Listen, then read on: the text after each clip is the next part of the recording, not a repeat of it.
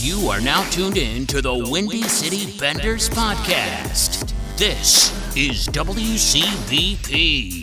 All right, it's another edition of the WCB podcast, part of the Hockey Podcast Network, presented by DraftKings. It's Jerem, it's Tanner. What's up, bud? What is up, man? So this is an episode that, not exactly dying to get into, but ready to talk about. We knew it was coming eventually. I'm a little surprised. I don't know if I'm surprised or shocked or whatever, but I wasn't expecting it to be happening in the middle of the season or kind of like that. I kind of felt like if it was going to take a lot longer than 4 months to kind of like go through everything and all that. But Tuesday, the results of the investigation done by Jenner and Block into the John Doe lawsuit of the Chicago Blackhawks for sexual assault cover-up was released. And it is a lot worse than was originally reported of what happened. And I guess first we should jump in front of it that this is a Blackhawks podcast. So obviously we love this team. We're going to be very biased towards this team. And I think we're going to have views on this topic that some are going to see extremely biased and, we're looking at it with blinders on, and the rest of it, but we're trying to do it as a common fan with the same information that everybody else has and kind of what we personally feel about this team, because I think that our feelings from talking about this, while it might not make sense to others, it's also a totally right and okay thing to feel about this team. I think that you can have disappointment and all that and still support this team, but we'll get into that a little bit. So I guess the main thing we should say, because I don't want to say John Doe this entire time, was Wednesday after the day after the report came out, Kyle Beach was announced as John Doe. He did a 25-minute interview on TSN. Personally, I haven't gotten the strength to watch it yet because was still kind of reeling from reading the entire report. Tanner, did you end up watching the whole thing? Yeah. It's heartbreaking. Like, he's on the verge of tears the whole time. You can just tell how much having the report out there means to him. Just to have all the support that's being vocalized to him as well. And just kind of being that beacon of this, it's happened to him, it can happen to anybody, but you're not alone. It's a little rough to watch or listen to, just because anytime anybody shows so much emotion and you can hear it in their voice when they're breaking up a little bit, and it's hard, but I mean, it's worth a listen to in order to truly understand how he feels throughout all this whole process and everything. 11 years of just pain and suffering and feeling alone and people not believing him, all that just lifted off of him. And then not less than about 24 hours later, a little over than 24 hours later, he's on TV talking about it and all that. So you got to imagine, man, what that guy was going through, not only the last 11 years, but that day alone. But the investigation results came out, and I'm not going to talk about what was actually said in there, just because, it's so brutal what happened to him. And read it. The report's online. It's easy to access to read it. Do it with caution. There are a lot of triggers in there for a lot of people. I know that. And it's just not easy. It's not easy to read. It fucked me up reading it. But the domino, I don't know where you even want to go. It's we were talking about this. We talked about this probably for 15 minutes before we started recording, how we were going to plan it. And I don't think we ever came to terms of how we were going to talk about this and where to go from. But there's a lot to digest here. I mean, do you want to start? We should probably just start with the domino effect of it. The report came out, and as it's coming out, it was announced that Stan Bowman resigned from his position, stepped down. So he's out at GM, which bittersweet for me. I was always hoping that the day he is out as GM, I would have been able to pop champagne and celebrate it. I wanted him fired because he was a terrible GM and not because he was a terrible human being. Yeah. So it's definitely bittersweet. Let's leave it to Bowman to take the last thing I was looking forward to with his career and just completely ruin it for me. Yeah. It was also announced that Al McIsaac Yeah. was fired. Anybody that was part of that staff in 2010 that was still a member of the Chicago Blackhawks was fired. Yeah. They cleared house from the front office of anybody that had any kind of relation to it. What was it? Any toe in that water. Joe Blanc or something like that too, or John Blanc? Jay Blanc. He was also let go, and Bettman also said that if any of them wanted to get another position in the NHL, they have to have a meeting and get approved from him, including Quenneville, who also resigned as the head coach of the undefeated Florida Panthers. Yeah, that was also like something that kind of blew me away, was the fact that when this report came out, they had a game that night and he was still behind the bench. And like, I understand a lot of people were, I mean, there's a lot of opinions out there about like what everybody should have been doing, what should have happened since their report came out. And I that's one of the things that I did agree with, was just like, why, if you're planning on having a meeting with him about this whole situation, like, why treat it as like a suspension? You're going to see the player safety. I don't think you're allowed to play until you talk to player safety. Exactly.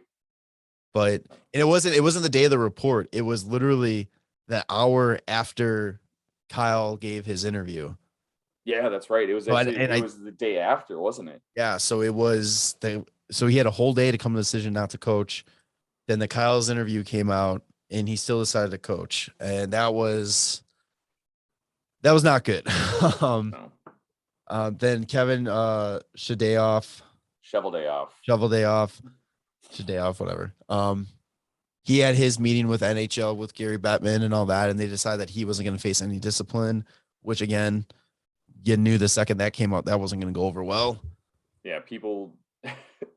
The thing that's most frustrating about the whole situation is, like, I think it's being handled a lot better than people's reactions.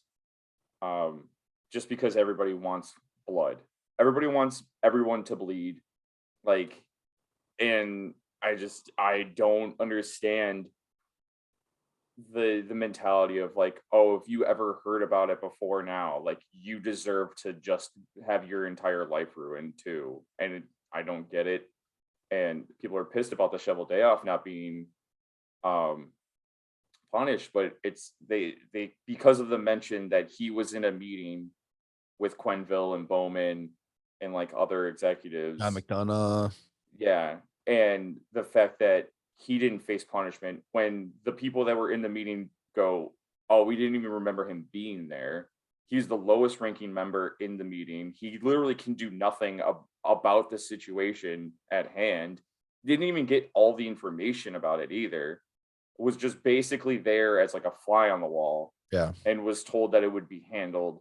And then everybody wants to be like, well, you knew about it. You didn't do anything about it. When, like, if you're in his position and you're being told that it's being handled and there's being something done about it, like, I don't know why everybody else in the entire world thinks that they would be so proactive when they're being told that something's being done.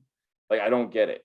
Like, that just doesn't make sense to me. Like, everybody thinks that they're like some beacon of fucking light, and that like if they were in his shoes, like, they would be the savior that like everybody was looking for. When I guarantee like at least 95% of the people that are saying this are like fucking pieces of shit that wouldn't do a damn thing besides just like say they would online. Right. I don't fucking get it. Everybody's looking at the situation, and again, this is where it's going to probably come that we're biased towards the Blackhawks and all that. But I personally, truly think that nobody is looking at this situation with an open mind. Everybody's looking at this like they're blinded by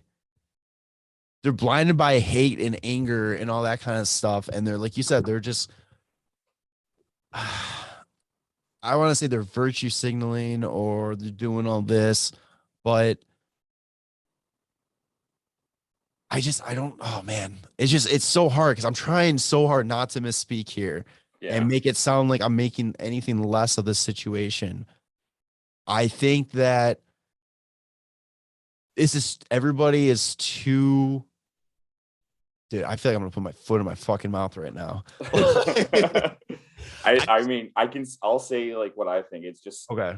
I think it's really easy for everybody to wear their 2021 glasses and put themselves in somebody's shoes in 2010, and with how society is currently versus the way it was in 2010, to be like, hey, that was completely wrong, instead of being like, well, what was going on in 2010? What were you fucking even doing in 2010? Like I mentioned this like to you offline, like one of the fucking biggest movies in 2010 was The Hangover, and there's the line in The Hangover that everybody fucking thought was hilarious, where what's his Bradley Cooper yells out paging Dr. Faggot, and everybody fucking thought that was hilarious.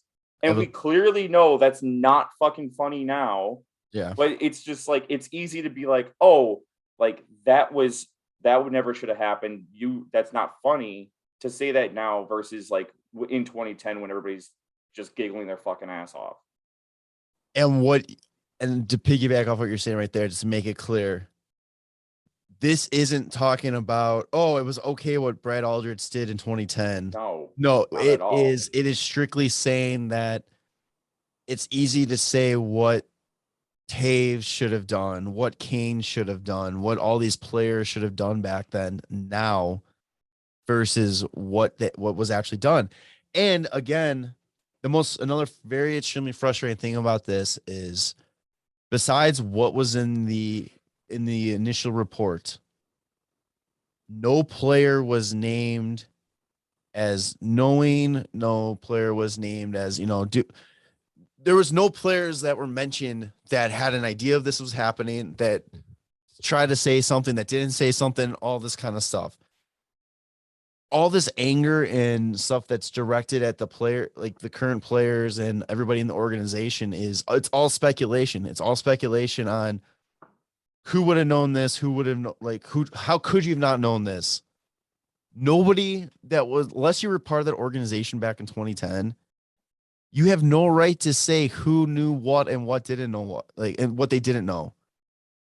Like, there's no way to verify that Toews had any idea of this was going on. Oh, he needs to be stripped of his captaincy. How do you know he knew? Yeah. He came out and just having people say like, well, everybody knew. Well, it's like, okay, if you say everybody knew, to what extent does everybody know about something? And that's the same thing too. So if you're reading the report, Sopel was one of the most vocal people on this, social media blasting everybody. In the report, it said, when Sopel said everybody knew, it says we pressed him for more information on who knew, and he just said everybody. And then they go, like, who is everybody?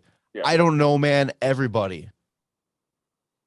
Like, that's just, even, it's like, that's the most frustrating too. It's like, say Sopel knew. If he knew, he strongly believes he knew about this. At least that's what he's putting out there on social media and all that kind of stuff. Just because he knows doesn't mean anybody else knows. Yeah. And like the same thing I was saying before, like, how much do people know? Like in 2010, was the people that knew about it, was this whole thing classified as sexual assault to them? Or do they just know that like Kyle and Brad like had something happened? Like, I don't, like, who knows that it's a crime versus like who just heard something happen, but everybody knew. Okay. Yeah. Well, like, what do they know? It doesn't state this. And so then everybody wants to be pissed and fly off this fucking handle of like, everybody knew, like everybody had the details of the Jenner and Block report and did nothing about it. Like, that's what is just driving me crazy. Like, I don't understand. And another thing that drives me crazy is, well, we haven't even said this yet, like John McDonough comes out like the biggest piece of shit in this investigation. Oh yeah. he in the meeting that consisted of him, Bowman, Quinville, McIsaac, Blunk, and I'm sure there's somebody Shovel else. day off. Yeah. Who wasn't didn't Right. know anything.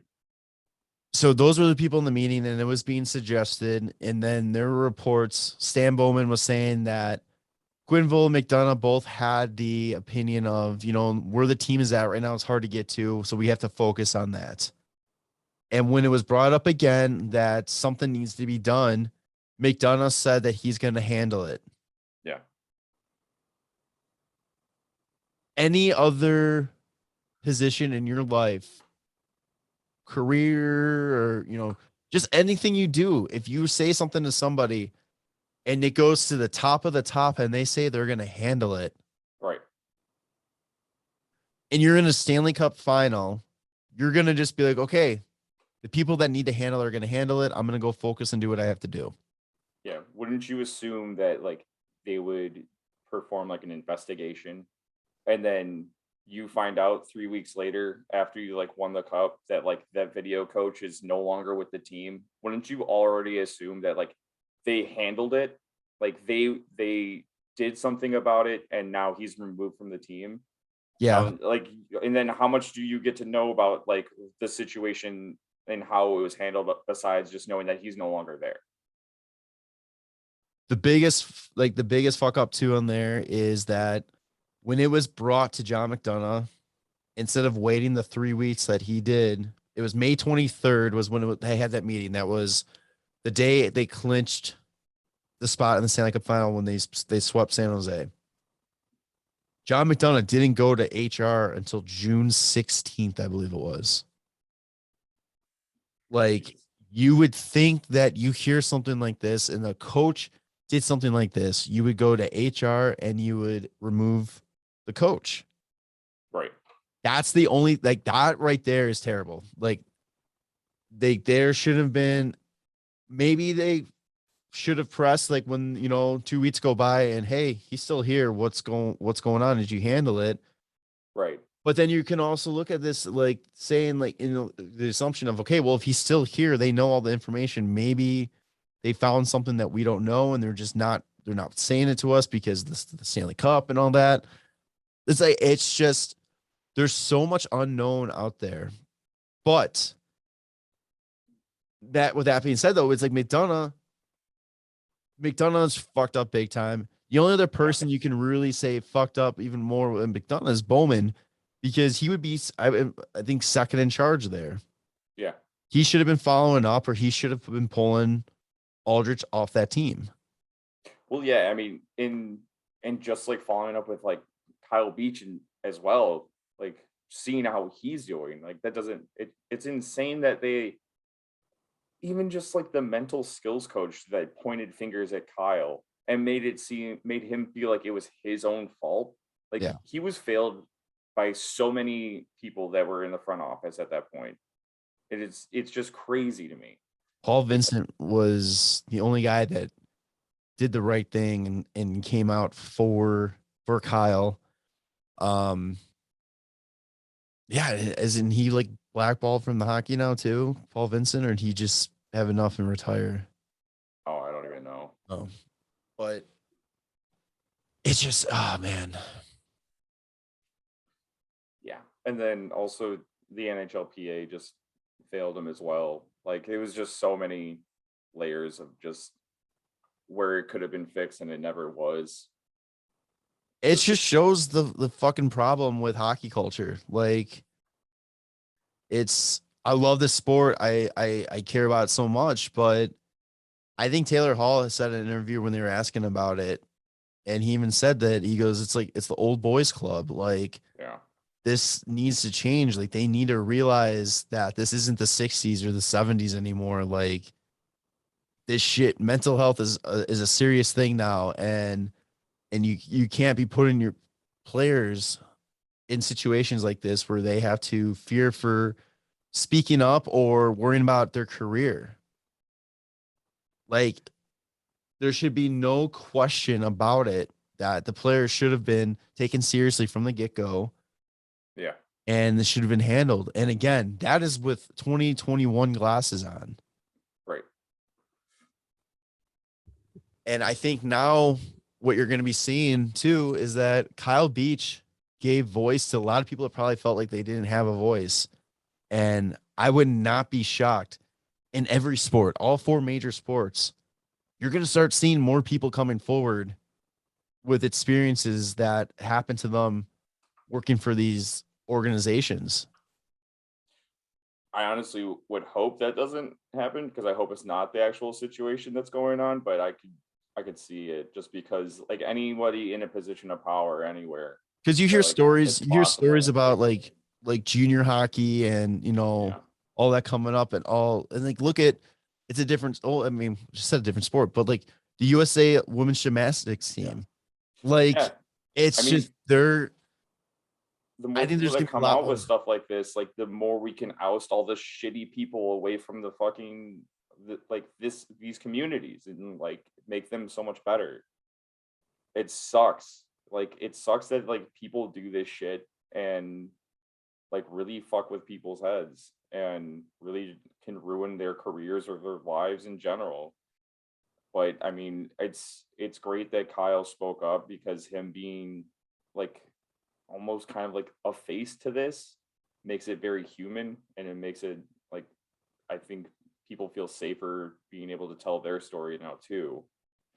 Um just to go back a little bit with like the people that are kind of like shitty about this, I want to just talk about like Kane and Toews' comments. Yeah.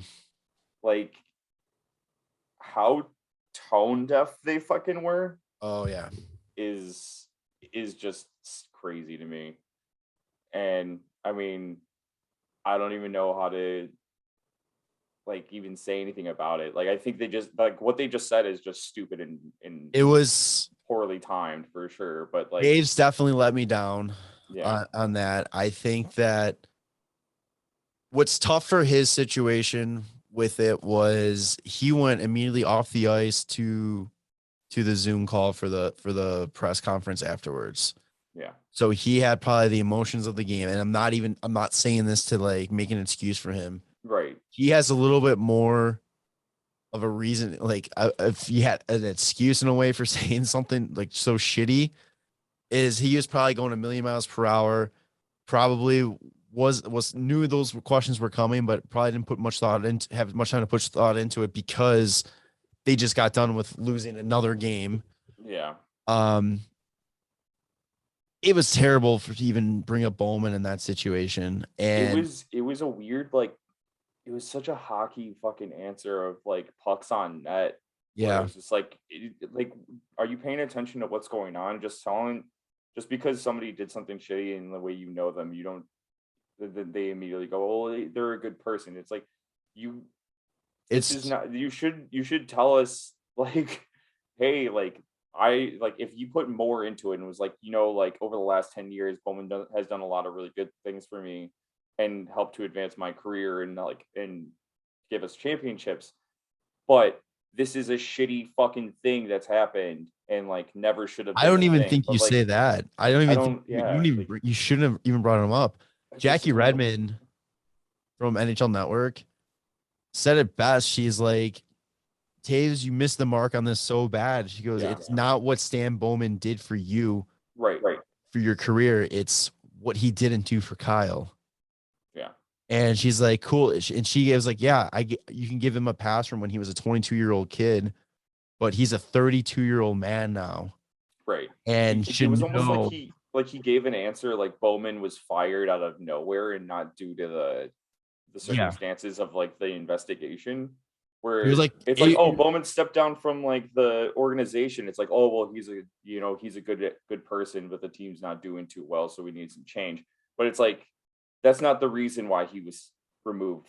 it was Like very much like Quinville when Quinville got fired. right, It was like, oh, like we let him down and all this kind of stuff. And it's fucking weird, man. it was terrible for him to say that. And I love you, Taves. You're still one of my favorites, but that was just so tone deaf and just Yeah. not even thought through. And Kane isn't even with the team. He asked them to go and talk. And you're telling me you didn't have you requested that and you didn't put more thought into what you're gonna say? Yeah, just Like if anybody, I so didn't know. the Hawks I think need to fire their PR department too and start fresh from there. Because when this happened, they should have been said, don't even talk about Stan, but your Right. opinions and your feelings about Stan. Just drop the whole "we didn't know. I just found out this now" kind of thing. Drop Yeah. that. Show sympathy for Kyle and how you're sorry and you wish there could have been more done for you and that you it wasn't, you weren't set up for failure. People didn't fail you so badly, and leave it at that. Yeah. Don't make this about you at all. I'm just like wondering, like, doesn't isn't this like just show like how emotionally depth they actually are, because they couldn't just basically show sympathy in a spot that like clearly calls for it. Like, It's it's tough for them because they are 150% in a no-win situation. right. It doesn't matter if they said it perfectly Oh yeah, no way. or if, or they butchered it like they did. They were going to get the same response. And it's the same thing going on with the Blackhawks. Rocky Warts wrote a letter requesting that Brad Aldrich's name be X'd out on the Stanley Cup. Yeah. And that gets posted. And people are like, oh, too little, too late. You're just virtue signaling. It's like, so you're pissed off that they requested to be taken off. And then but you'd be pissed if they left it on. Yeah. Well, it should have never been on there in the first place. 100% agreed. But again, that goes back to point A. This was handled so poorly by John McDonough that, yeah, if John McDonough would have done this the correct way, Yeah. none of this would be a situation. And that's that's what kills me is that there's not more hate or anger directed at him. Yeah, it's like trying to correct things now, and people will be like, "Oh, it's too late to do that." It's like, well, all right, then I guess we shouldn't do anything. Should we just have kept them? Like, I don't understand. Like, how do you please fucking anyone by trying to like fix a situation that like was handled so fucking poorly? It's the problem with cancel culture now and everything. It's great when people call people out for the bullshit and the things that they've done wrong. I Yeah, agree 100% that needs to happen. but they don't allow them to grow and become better from it. Yeah. Like so you're telling me you can call them out but you can't let them fix it or make up for it as much as they can. There's no way in a million years that whatever comes out of this, whatever settlement or whatever gets awarded in a lawsuit, or how many people lose their jobs or don't, it's not going to make what happened to Kyle any less horrible. Right. That's never going to go away. That's always going to be there. Wouldn't you rather? But I'm not. You need to let the people though do the right thing and fix it, and make sure that this never happens again. And I'm sorry, and you're gonna tell me this is just Hawks bias for me, but I think the Blackhawks are handling this the best way they possibly can. Danny Wirtz, Yeah. I think, said the best possible things you could possibly say in this situation. He handled it the right way. He got rid of the people that were involved with this, and he's doing what he can to make it right with Kyle. They have a settlement meeting with his lawyers this week to Yeah. talk and see what they can do to make this right and all that kind of stuff. And I don't understand what more than other than finding a time machine, going back to 2010 and beating the shit out of Brett Eldridge before he does this. Yeah, that's always like the perfect like way to solve anything, is everybody always wishes there was a time machine to go back and kill Hitler and then everything would be better. It's just like, I don't know, like we try and like, I don't know, like you said, I think they're doing what they can in order to like solve the problem, or not solve the problem, but just like fix the issues at hand. It makes like the whole thing now that it's like it happened. It's horrible that it happened. But now we need to learn from that and do what is needed to be done so it never happens again. And that's like I don't understand cancel culture about that. Like that's my thing about it. And it's like I'm not canceling the Blackhawks for this. And that we'll go into in a second. But it's like Yeah. it's just I don't know. I want them to do right by Kyle. And then at the end of the day, though, I guess you just have to take comfort in that if whatever is right by Kyle, whatever he and his lawyers agree on and all this kind of stuff, he's gonna be the only one that's gonna probably accept what the outcome is. Yeah, because there's going to be people out there that are going to say that's not enough, no matter what. Oof. And yeah, it's not good. It's a shitty fucking situation and a shitty going on during a shitty time of the year for the Hawks. And it's just shit on top of shit on top of shit. And I think, I don't know, do you have more you want to say about this? Or do you want to kind of wrap this part up? I think basically it's just like the Hawks fandom that I have isn't for that front office, and nor is it for like that in general. It's before then and it's after then. And that's like being a fan of the Hawks isn't a terrible fucking thing because of like what's happened. Like it's okay to still be a fan of the team because this team is not the same as it was in 2010. It's full of like a lot of promising young players who have no attachment to this. Yeah. The front office has been cleared out. So it's all new people. There's things to look forward to as a Hawks fan, while still being kind of shameful, I guess, right now. And it's understandable because of like how everything is currently going down. But like, I'm not going to stop being a fan of the team that I am currently rooting for, because this is not the same team, nor is it the same front office, like I said, as like what has all like transpired from this. Like it's going to be just really shitty, but like I'm still going to root for the guys that are on the ice right now. Like, why not? They have no part in this. Like I'm not going to quit on the team because of like of the shitty things that have come out. Like a lot of people are like, oh, I'm fucking over this team. It's like the team that's out there right now is not the fucking. None of them are a part of it. Like, just because, I mean, they're playing like shit right now. Right. Like, That's if there's any reason to quit on this team, it's because of that, not because of this. My mindset with it too is I'm on the same page as you.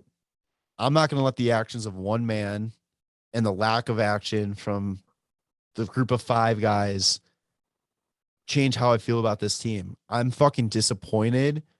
I'm fucking hurt about everything that I'm embarrassed by it too. But I invested so much time into this team. Like, and obviously you guys know we do a show on this. This is going on almost will be 5 years coming up that we've done a show on the Blackhawks. You see behind me all the Blackhawk shit I have. I have a fucking half sleeve of Blackhawk tattoos. Like my connection to this team isn't through management. It isn't through this one coach. My connection to the team is all the memories I have growing up, going to games with my dad and sitting there watching him win Stanley Cups with my dad. And then watching this team over the last couple of years, not be where we want them to be. But you know what? Remembering, okay, it's been bad before, it's going to get good again kind of thing. Like just having that hope for where this team can go. That's what I'm a fan of. I'm not like, I can't justify what happened, but but what you said, everybody that's a part of this organization now had nothing to do with it. They cleared house of everybody that needs to. The only connections are Kane and Toews. And even though you don't know, the hate for them that's deserved is how they handled their comments on Wednesday after the game and after Kyle's interview and all this come out. That's the only hate that they should be having. There shouldn't be speculated hate on them because you assume that they would know, or you would assume that they didn't do anything. The only people that knows who knew and what happened and who did what, who didn't do what, are the people in that organization and the people in that and what came out in the investigation report. Yeah. And I think it's funny that you go say that you're a fan of like what the people have been doing like on the ice. You've also been a very vocal fan or not fan of Bowman the whole time. So it's like like you separated yourself from him for a long time. And then it's like that's not I knew they're that's not why we're fans of fucking the Blackhawks. We're not a fan of the entirety of everything. Like I'm not walking around with the Stan Bowman Blackhawks. we can still be a fan of the team without being a fan of like the guys that fucking perpetrated all this shit. Like if you're a Hawk fan and you're questioning whether you should be a Hawk fan or not, stop. Yeah. Be a fan. But like we said, feel disgust, feel shame, be embarrassed about how they handled this in the organization what the prior organization did. Yeah. And just be hopeful that they are learning from their mistake and that they are going to do right by their players now and do right by the players in the future. Yeah. And it's kind of ironic, like with this, because Stan Bowman, when he was doing his like press tour last year, after everything blew up, and he goes, this team's going to outlive Stan Bowman. This team is going to outlive the players on this team now, blah, blah, blah, stuff like that, talking about the rebuild. And take that mindset. He told you the team's going to outlive him. He's not going to be a part of this team forever. He isn't a part of this team. And there's a little asterisk on what he's did. I think there's a little asterisk on what he did just because turns out he's a garbage fucking human being for not stepping up and doing more. He's the only one, like I said, him and McDonough. Oh man. The front office group. It's just so inaction. Yeah, it's just so goddamn frustrating because the team I love and care about getting dragged through the mud because the action and lack of action of a handful of people it's the most frustrating thing in the world. Yeah. And seeing everybody saying it just so just like I said earlier, like with blinders on, they're just so angry and so focused on, being like, canceling this team that they're not looking at logically and trying to look at everything around it. I don't know. Yeah. I'm really sitting here just thinking about everything we just said and how much of that's going to get taken out of context. And I mean, that's the thing. Like anybody is going to be mad about everything, and people are already pissed about a whole situation. So if you're not completely in the group of everybody being mad at everything, then they're probably going to be pissed. So I take pride in what we do on the show. Like, I think that we do a good job of being that common fan, the voice for the common fan type of thing, where we call them out when they're on the bullshit and we call them out when they're doing great. And I think we're calling them out on the bullshit. Yeah. And the bullshit that's been called out, it's been handled. And now it's about picking up the pieces, moving forward. Yeah. And just learning from the past. It's been a weird, rough past couple of years. I would really appreciate if we would stop with so many fucking awful things with the Hawks. Yeah. Because man, I think this is going to be a huge turning point where they're going to be looking. And I mean, clearly the front office is going to be all brand new, but like a huge culture change and hopefully for the better. And they're capable of doing it. Like, look at what they've been doing with the Native American stuff. And acknowledging, what is it, the land or acknowledgement of forgot the exact wording of it. Yeah, it's the acknowledgement that they do like before the game. Yeah, like they realize that it's a touchy subject for people that don't agree on their logo or their name and all that kind of stuff. But they're working with the community to show that they understand, and they're not doing this out of disrespect. They're doing it out of honor and all that. Yeah. And I think they're handling that well too. So now I find it extremely hard to believe that they're not going to do the right thing here. I think that they're going to, once they have an understanding with Kyle on what it's going to take to to make this right. Because again, like we said, no matter what is said and done, no matter how much money he gets in a settlement, no matter, it's not going to take away what happened. Right. And now it's the point of helping him move on with his life. And then it's also making sure it never happens again. Yeah, absolutely. So, and then, I mean, the NHL is going to be able to grow from this as well. Like, NHL. It's a wake up call this offseason for the NHL, I think, between this and Evander Kane and the Eichel situation. Like, there's just so much shit going on in the NHL that I love. And such a Gary Bettman thing to do is that he gets on the call with Kyle Beach on Saturday and goes, "Oh, call me Gary." Like, such a Bettman thing. Like, yeah, boo. So it's going to be very interesting to see what happens. I think there's a meeting today when this is posted with the NHLPA because a bunch of players are concerned about how this was handled, and figure out the reps from each team are meeting with the NHL. And so they're meeting with Don Fair, isn't it? NHLPA. Yeah, that's right. Because this should have been handled by the NHLPA and not. Yeah, I mean, he's a player that should have been protected by the NHLPA, and like he wasn't. And it's just it's so I can't imagine what it's been like for Kyle Beach to be failed by so many people for so long.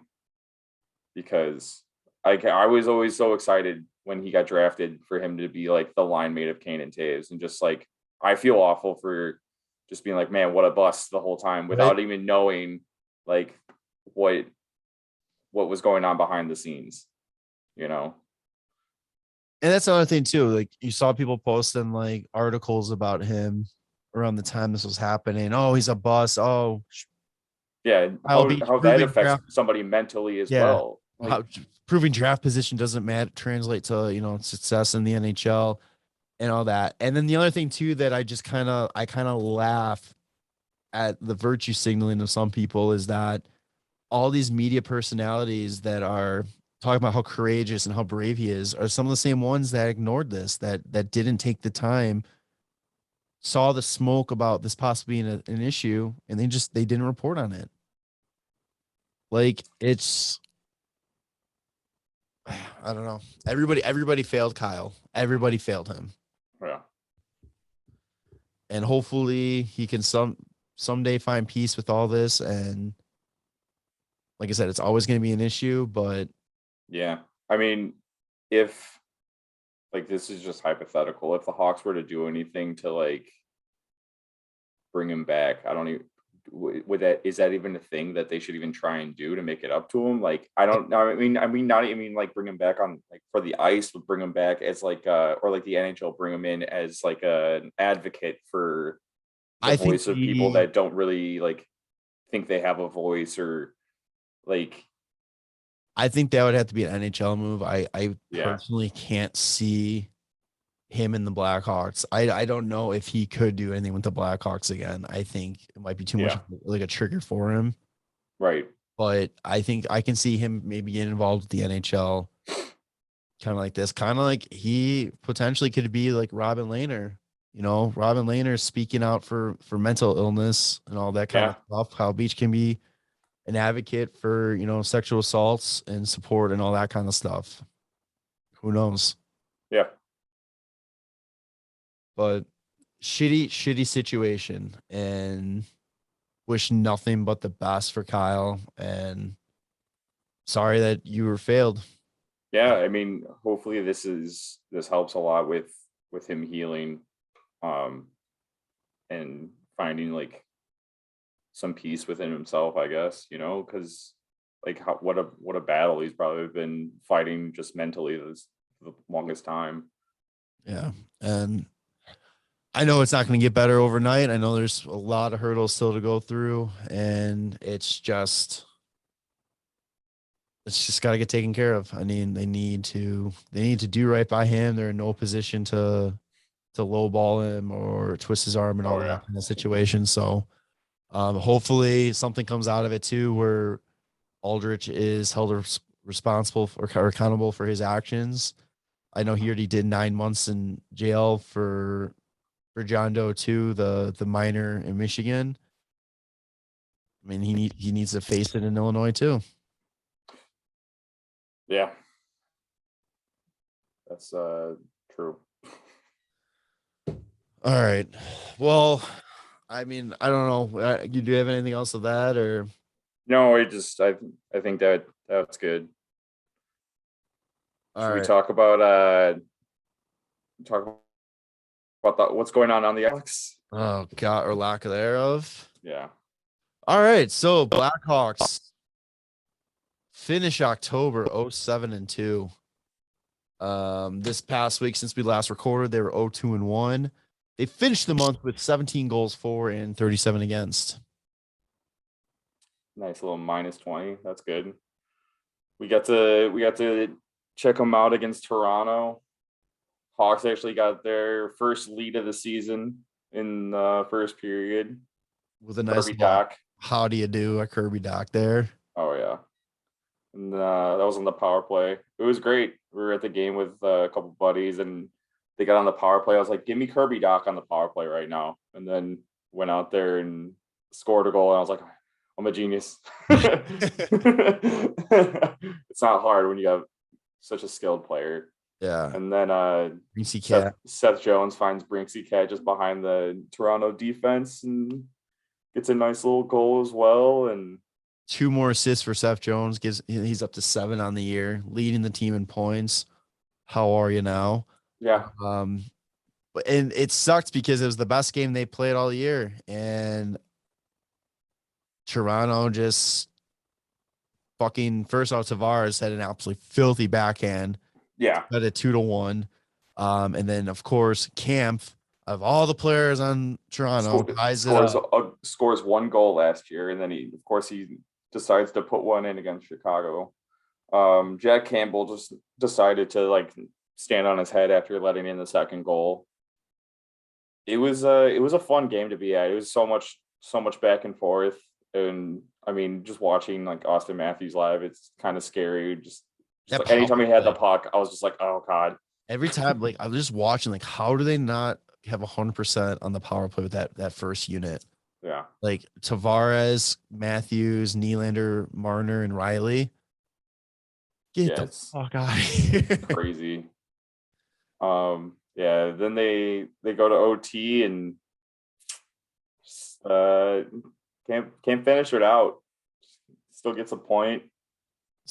Okay, everybody's calling for Seth Jones' head on that overtime play, but he hits first originally, and people were saying that he missed the net, and that caused the odd man rush the other way, and he should never came in down too low and all that kind of stuff. What is he supposed to do? Just stand there? He has a 3-on-2 opportunity, and he's just supposed to stand up at the point and not take the shot. Yeah, he hit the net. He didn't miss the net. It just bounced off of Campbell's blocker. Yeah, I mean, if he sees an open spot of the net and he's shooting for it, and then it gets saved into the corner, all right, that sucks. It's rough that Matthews was back already and Nylander was flying. Also forgot to mention, in the second period, there was a shot that went up and hit the netting. Oh yeah, never fucking got called. And then was it the second period or the third? It was the third, I think. No, it was the second because the Hawks were shooting, or no, it was the third. Yeah, because then the Hawks went down and got a penalty for goalie interference, which none of that should have ever fucking happened because the whistle should have been blown, which led to I can't remember what part of the fucking game it was, but it was just I don't think they scored on the power play, but it was just a shift. It was a general shift in the way the game was going. Yeah. So fucking annoying. You've talked about this before. I don't know if it was last episode or episode before that, but it's this team, I think it was last episode, is building up puck luck. NFL fans hungry for a big win this week? DraftKings Sportsbook, an official sports betting partner of the NFL, has you covered. New customers can bet just $5 on any NFL team to win their game. And if they do, you win $200 in free bets. Winner, winner, chicken dinner. It's that simple. If Sportsbook isn't available in your state yet, DraftKings won't leave you empty-handed. Everyone can play for huge cash prizes all season long with DraftKings daily fantasy sports contests. DraftKings is giving all new customers a free shot at millions of dollars in total prizes with their first deposit. Download the DraftKings Sports app now. Use promo code THPN. Bet just $5 on any NFL team to win their game and win $200 in free bets. If they win, you win with promo code THPN this week at DraftKings Sportsbook, an official sports betting partner of the NFL. Must be 21 or older. New Jersey, Indiana, Pennsylvania only. New customers only. Minimum $5 deposit and a $1 wager required. One per customer. Restrictions apply. See DraftKings.com/sportsbook for details. Gambling problem? Call 1-800-GAMBLER. All right, so we're back after that. So what I was saying before, it's like they've had the worst puck luck this season so far. So either hopefully they are just building that up and just gonna all come out like it's like, you got like the hose and you crank it and it's just all building up and then just explodes out. Hopefully that's gonna be the case for this team. Didn't show up on Friday. That's for sure. Oh God, no. They took the lead though again, so back-to-back games with the lead. Yeah, a couple leads. 2 leads. Yeah. Hagel gets on the scoreboard for the first time this year. Then Tony DeAngelo tied it up, and then you got Gaudette getting his first of the year on the power play. Let's go. If only our power play was out there, 90% of the time, we would be probably a winning hockey team right now. Yeah, it's hard to get your power play out there 90% of the time. Right. So, but then after that, it was pretty much all Carolina from there on out.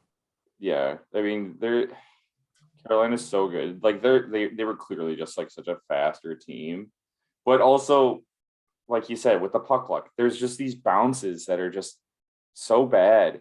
Also, there's like a couple of 2-on-1 goals.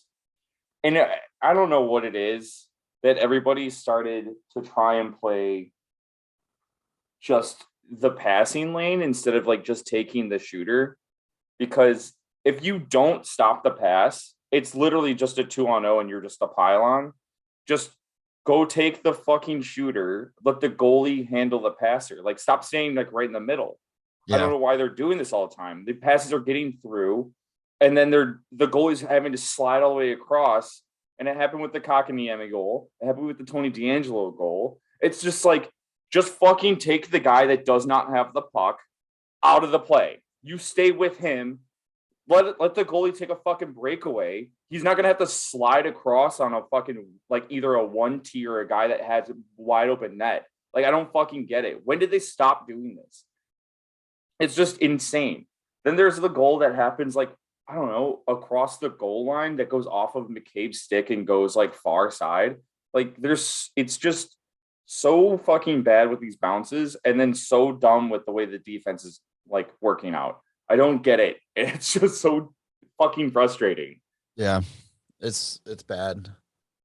Like everybody, like, who was really good at playing the 2-on-1s was Seabrook because he was always at least able to block the pass that would get across. And now everybody's trying to like emulate that, but no one's able to stop that fucking pass. No. And it's coming. You know that they're going to go for the pass. I mean, that's how you're taught. Like growing up playing hockey is you let the goalie have the guy with the puck and you take care of the guy without it. Yeah.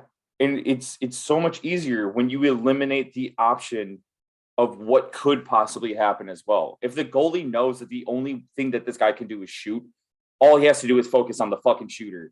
But if the goalie has to be like, okay, I have to watch for a shot or a pass, like you're fucking making everything way difficult. Like, I don't understand this fucking defensive style on these like 2-on-1s that are like apparently way too fucking frequent.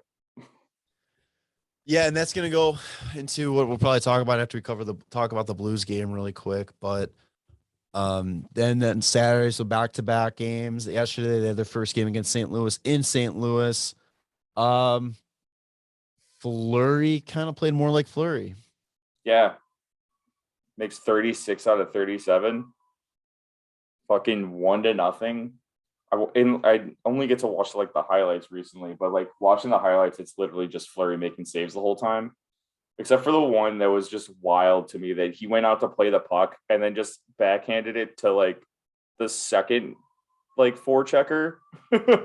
And yeah, he like, it was so weird. And but it was a game that like Fleury was getting all of like his like making these saves that are just incredible. But then there's no fucking offense. Yeah. I'm trying to pull up the stats here really quick. They get shut out for the first time this season. Which kind of blows my mind with how bad they've been playing. So they put up 25 shots, the Hawks. St. Louis put up 37, as you mentioned. Yeah, they only had 4 shots in the first period. It's like, you're not winning games like that. Like it's a consistent poor play on 5-on-5 from the Hawks that, like, I don't know how you don't make changes. Like, it doesn't make sense. Like, their 5-on-5 has been so poorly handled that, like, they've been getting outscored so badly that I don't see how these many games into the season right now, you're not going to go, this isn't working out as a coach. Like, I don't know why you're doubling down all the time on like, this is the system, it's going to work, when it doesn't fucking work. That's all he's got. Where's like, coaches need to like be able to adapt throughout the game, and that's not happening. It's just the only adaptation that like he's like showing is just changing the fucking lines. Yeah. But like keeping the same offensive scheme, by just, it doesn't make sense. If it's not fucking working, do something else. It's like the one thing that it reminds me of all the time, because it's always the most frustrating, was like, I think it was in the, like, not in the bubble, but when the Hawks were playing Nashville last year, and all they did was dump and change for 3 periods, and or not dump and change, dump and chase, and Pecorino just kept like playing the puck, and he was just consistently just, okay, get over the red line, dump it. And it's like, okay, after the 18th time after he's played the puck out and they've broken it out like super easily, when are you going to fucking change the, like, what you're doing? Like, I don't get it. I don't understand how that's working. I don't get it. It's not working. And I think we've officially kind of got to the point now. I think it's time for a coaching change. Yeah. A winless October. I think it deserves one, but I don't know how much control Kyle Davidson has as an interim GM, but I think you should allow him to at least fire the head coach. And if they don't want to bring in a new coach right away, Mark Crawford just becomes interim head coach as well. Which I still don't know would be any better, but fresh eyes on it kind of thing. I think that I can only defend Colleton so much. Yeah. And try to give him benefit of the doubt but now 9 games into this new season, nothing has changed whatsoever. With the best team that on paper that he has had. Yeah. In his tenure as head coach. And they're fucking winless. It's time to cut the cord and switch it up. It's like it's like whenever you have a junior player on an ELC and you don't want to burn a year of his contract. He's had his 9 games. If he has one more, then you burn a year. But he's had his 9 games this season. Hasn't done a thing. Fucking send him back to juniors. Like, I wish we can just demote him back to the A. Yeah, if he's such a good coach at growth, just keep him as an AHL coach. Yeah. So that means, I mean, I think it has to happen, and not going to lie, I'm a little shocked as of 12:48 on Sunday that there hasn't been any news on it whatsoever. But I mean, again, we've talked about this before. It's just the easy thing to say is to get rid of the coach. The hardest thing is, well, who do you bring in? Because you can't just throw anybody in there and just expect new results. Like, I you mean, have to have a little bit of a fit for the playing style of the team. And people are saying Torts, and Torts would be awesome. I think as like that fuck you mentality for the coach, but his style of coaching doesn't match up with the play. Like, I can't imagine Patrick Kane being told to go out there and fucking drop the gloves with somebody. You know, like that's not the playing style. go play the body in the corner. Right. Then it's like some other names out there. You got Claude Julien, Yeah. Bruce Boudreau. Honestly, I think you go with somebody that's not like been a head coach for like a long time, just because it's like these guys that are like Bruce Boudreau and Claude Julien, like those are like the older guys. Like those, they're probably, I don't know. Like, I mean, it'll be better. Like, we'll probably get a fucking win, but I would rather just go with somebody that I just give somebody new a chance. Like, fuck, man. Like, if they get a win, it's better than what's going on right now. But isn't that kind of like what the situation we're in? We gave someone new a chance. Well, I think the situation we're in is they brought in the coach that was supposed to develop the young guys, but like now that we have a team that like we're not trying to really develop this team, we're trying to win with this team. I think we need something like that. I don't know. Torts would be awesome. Rick Tocchet, I think, would be good. Yeah. But it's just if their coaching style, how it would work. But I guess who knows? Clearly, the play to your advantage coaching style with Carlton hasn't been working. So maybe you need that complete 180. Yeah. Anything's better. Got to make a move quick if you're going to do it, because Florida's going to probably make a decision soon, because Burnett said that he's just day-to-day head coach. So I think Florida's looking to hire somebody quick. And potentially a team that's actually winning, they're going to want somebody that they can, help keep the season going. It's probably going to be a candidate the Hawks should be looking at. So, yeah. Oh, man. I heard Joe Quenneville's available. No, Jesus Christ, no. Oh, man. Can you imagine? That'd be the dumbest thing in the world. The United's going to be burned down. Yeah. Yeah. I don't know. Like, this team needs a win. Oh, also, after the Blues game, there was like interviews with the players, and stuff like that. So Fleury had gotten interviewed. And did you see this quote of like, it's getting hard to smile after like lately? Mm-hmm. I don't know. That's not exactly what it is. It's like it's embarrassing. It's hard. It's harder to smile. Like, yeah, it's like that's the general concept of his like quote. He plays such an incredible fucking game, and then they still can't fucking get a win for him. It's like how fucking hard is that got to be, like, as a goalie, just looking to get a W and still coming up short with like such an incredible game. I wonder if he regrets it yet. I mean, probably. I would assume, and like it's hard not to like think about that and just be like, yeah, he's probably just being like, I didn't sign up for this kind of shit. It's like they sold me on this, and this, and I mean it's all there. It's just, oh man, I don't know. I think you got anything else for Hawks? No. All right. Well, we're gonna switch over. There's not much to talk about NHL, but staying with the St. Louis theme, Jordan Binnington, mental midget of the year. You should say mental midget. I don't know. I don't say he's a mental midget. Oh man, mental little person. Fine. There you go, Tanner. Get canceled for saying M word. No, he goes up to Colorado and swings his stick. Yeah, it wasn't close, but still. Like up at his face. Yeah. And then Kadri gets a 10-minute. I don't know why nobody fucking just makes Bennington eat some fucking fists, but I think it's because he always catches everybody off guard. Like, is this guy fucking serious?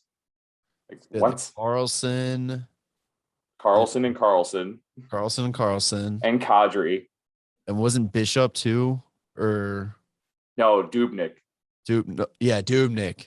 Like, come on, like this dude. Somebody put him on his ass. I think you said, was it you or somebody else in our group chat was like Neil, Andrew Shaw, Mike Smith. Oh yeah, it was not me, but it was one of our buddies. Just dump the puck in and fucking.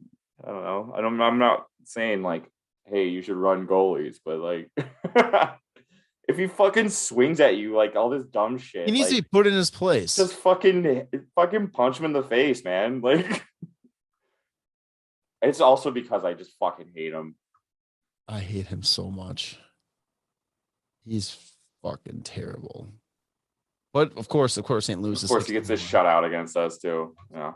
So, all right. We're gonna wrap this up fairly quickly here, but with it being November 1st, we are going to give our team of the month, player of the month, and our shock of the month. So for the month of October, Tanner, where would you like to start? Dealer's choice. Team. Team. All right. Who is your team of the month? Carolina. Yeah. They're losing right now, but they're 7-0. Undefeated. If they win today against Arizona, which I would assume they fucking do. I don't if honestly Arizona gets a win before us, I'm gonna kind of like lose my shit a little bit more. Or just fucking give up and go back to being like no expectations 2021 season. You still have expectations? I've kind of given that. I've kind of thrown that out the window now. Yeah. My expectations is we're gonna go 0-81 or 0-80-2. Oh no, dude. We're about to go on a huge tear, still make the playoffs. It's gonna be fine. NHL will correct itself. Like there's no way. This is why I feel okay by like still expecting like a bubble playoff team is because Buffalo and Detroit are in playoff spots currently. Like anything's possible. But yeah, Carolina just being fucking 7-0. I mean, end of the first period right now, Arizona's up 1-0, but Carolina's probably going to be. They're going to be. Yeah, we already knew they were going to be good. They're starting out just right, so good for them. I'm gonna go Calgary. I think I definitely did not have them starting off 6-1-1 this year. But this is one of those teams too that's always confusing because it's like on paper they should be really good. Like this should be what is expected from this team, but they just for some reason just can't get it all to gel and click. I think the huge thing for them right now too is that Markstrom has just been on a fucking tear. Let's see, I'm pulling up his stats right now. Oh, 126 saves and 127 shots in the last 4 games with 3 shutouts. Yeah, 3 shutouts in his last 4 games. Unfucking real. I didn't realize me and him have the same birthday. Whoa. He's a year older than me. Whoa. But yeah, he's 4-1-1 this season so far in 6 games played. And yeah, Calgary is looking scary. They're looking good. And we kind of set it for the season preview. Anybody in that team or in that division could be in a great position to just steal it. Oh yeah. Like especially, I guess let's go. So you know what? Let's stick with the team or whatever shock of the year or shock of the month. I think my shock is I'm just doing like a general thing is just all the teams that should be demolishing right now are just not. Oh, that should be like on like really, really good. Yeah, I'm trying to get I think the only teams that we said like preseason that were going to be like towards the top were like Florida and Carolina.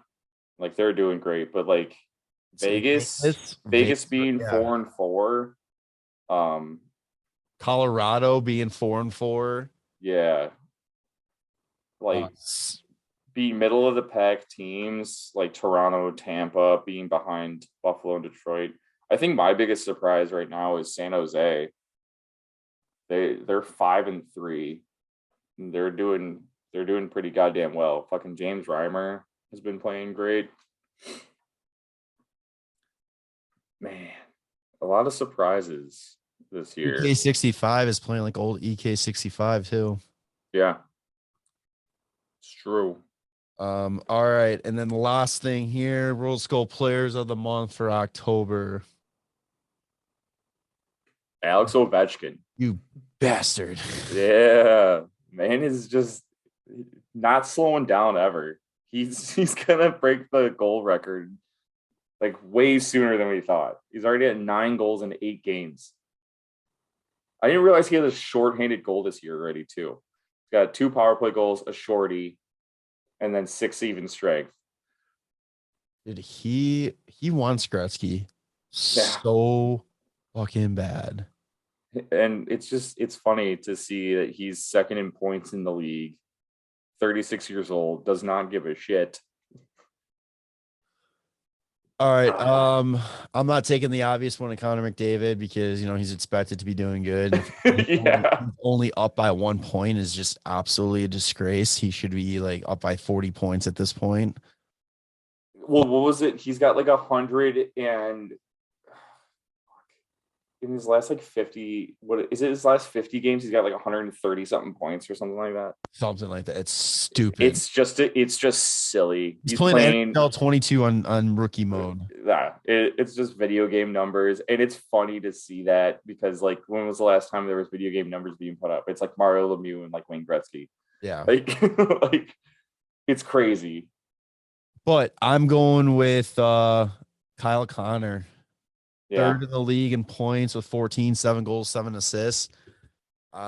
He is just on a fucking tear to start, and he's been looking amazing. I'm very upset that I missed out on him on fantasy because I don't even get started on fantasy. But anyway, yeah, I'm trying to think goalie wise too. Like you said, James Reimer is doing great. Markstrom, Freddie Anderson. Yeah, he's having a good season right now too. Yeah, so Elvis too. Yeah, Merzlikins is he's been tearing it up. But yeah, so that's our team of the month, player of the month, and surprise of the month. Let us know who you are shocked about or who you think's the top dog right now. I was gonna say Blackhawks is my shock, and then again, I just kind of learned to just go with whatever now with the Blackhawks. Yeah, man, they'll win eventually. I'm going to the game tomorrow on the 1st. I'm just gonna have to place a large bet that the Blackhawks are going to lose because I feel like every time I bet on the Hawks, they do the opposite of what I bet. So you don't bet on the teams that you root for. I know, but sometimes I can't help it. But yeah, yeah. Anything else you got? Eichel talks. Yeah, still in every day. It's cooled down or heated up, but as of right now, it's looking like Vegas and Calgary are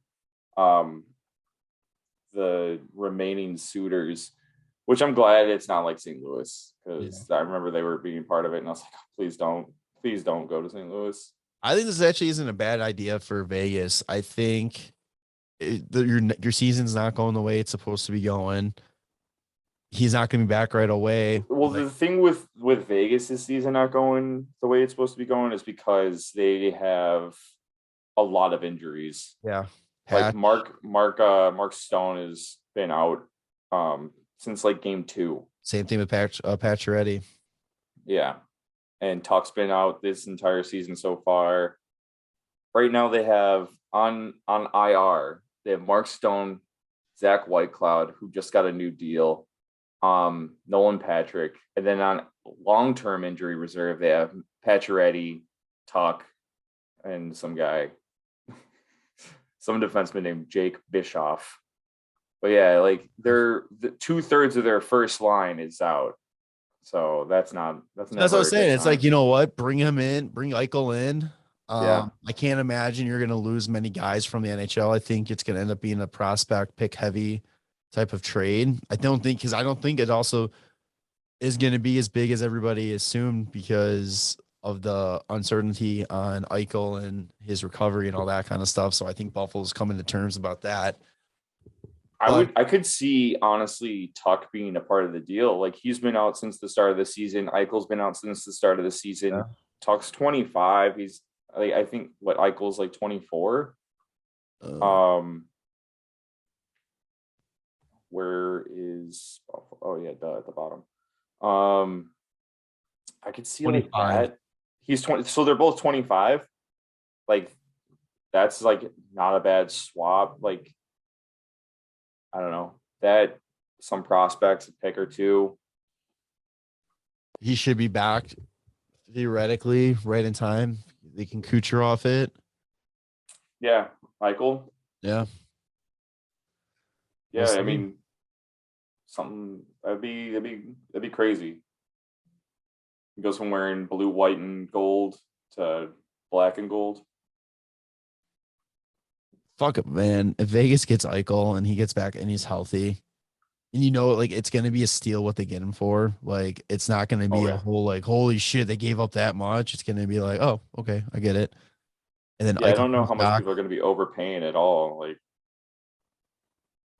it's funny because I feel like teams should overpay just because he's still signed for like how many years after this? Like but it's not like a 1 year deal. He has 4 more years on his contract after this. But what if whatever procedure he ends up doing and it just affects his play? So you're saying that they should still overpay to get him with that uncertainty out there? Like what kind of player is he gonna be? Yeah. Yeah, easy answer. Boom. Now I'm glad that you got off the Eichel to Chicago train. I mean, we're like, who knows what the Hawks are going to do now when it comes to trade talks, because trading, like, who is Kyle Davidson going to be our new GM for sure? Like, who's going to be our new GM? Like, are we getting somebody that's going to be overpaying players and overdoing it in trades, or are we going to get somebody that's going to be able to like fucking make some steals and like sign some actual reasonable contracts that don't always involve like no movement clauses? Seth Jones to LA for some prospects and picks that revolves around Turcotte. I mean, boom. Why are you getting rid of Seth Jones? He's leading the team in points. Also, just real quick, like everybody's shitting on Seth Jones for being like a -10. Like there's a lot of players on the fucking Hawks that are at a -10 right now. So it's not just him. It's just everybody wants to pile it on. It's fucking frustrating. Like, oh, like you want to pinpoint one defensive player on the team as like not having good stats when no one on the team has good stats. Connor McDavid's only a +1. Yeah, fuck that shit. See?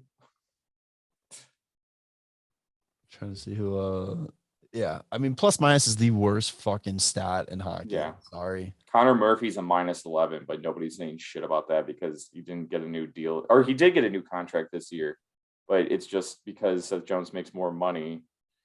He's still leading the team in points. Like I don't know what people want. He leads the team in time on ice by almost 5 minutes. And he's been putting up some stupid numbers. Yeah, he's over 25 minutes a game. And like him being a -10, like when the team's doing terrible and you're out there like with everybody, if it was like, I don't know, plus-minus per time on ice, like his plus-minus isn't as bad as some people, you know? Does that make sense? Yeah, like 100%. Plus-minus per 60. Like, you know what? Adam Boquist is a -3, has a single point yet this year. So, yeah.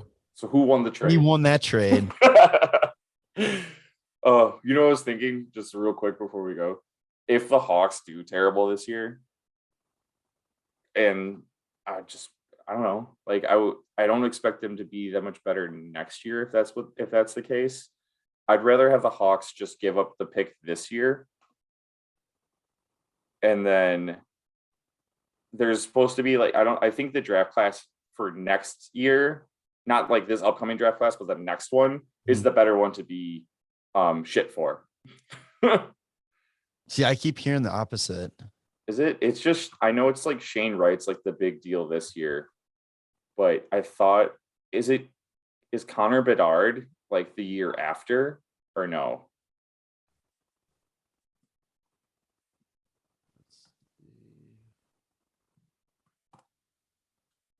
It's can't think. Yeah, it's Shane Wright's like the headliner for 2022. It's a headliner, like he's a fucking band. He's 16. So no. Next year. Or no, his NHL draft eligibility is 2023. Okay. Yeah, so he's the number one. He's looked at as number one for the year after. I would hate for the Hawks to like I mean, if they're going to be terrible now and they're going to be terrible for like 2 years. So if they get they fall in the draft lottery and they get one of the first or second pick, can they still say no, you just take it? I would assume so. Because I think if you're at that point, I mean, if you don't get number one, and I don't know, because it's like, I don't know, there's no guarantee though they're going to be this bad next year.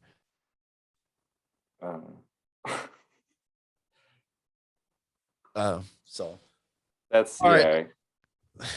I think that about does it though. This has been a long one. Yeah, all over the place. Hmm. Something else, or? That's all I got. All right, so this is episode 158. I think we're calling it Let's Just Talk. Let's talk. Oof.